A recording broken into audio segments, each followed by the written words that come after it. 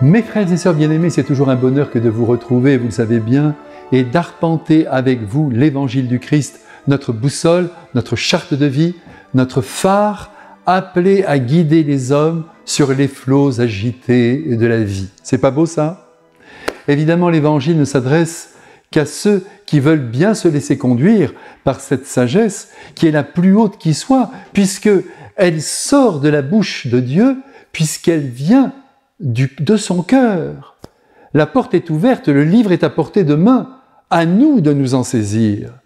Et aujourd'hui, c'est une parole merveilleuse qui vient jusqu'à nous, grâce à un pharisien qui, tout heureux de la victoire du Christ sur les Sadducéens, car Jésus leur a fermé la bouche, se tourne vers lui avec sans doute bonne intention et lui pose une question qui, au fond, devrait être la nôtre.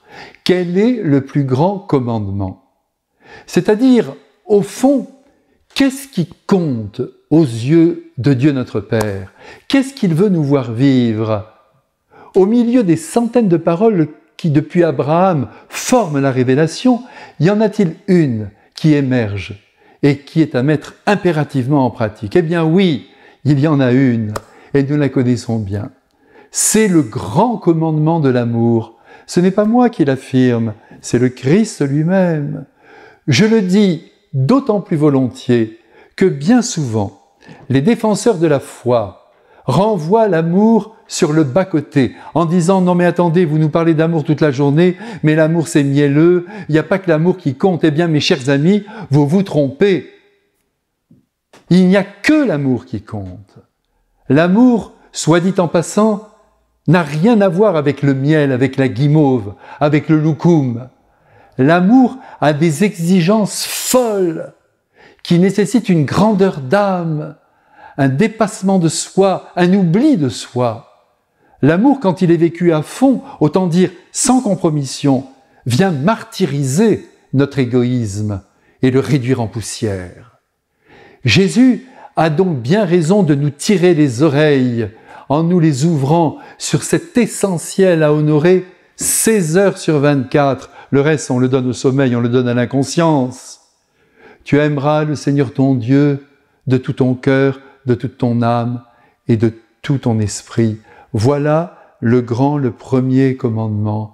Car l'amour, comme chacun le sait, appelle l'esprit et le cœur à vivre en présence de l'être aimé, en désirant son bonheur et sa joie.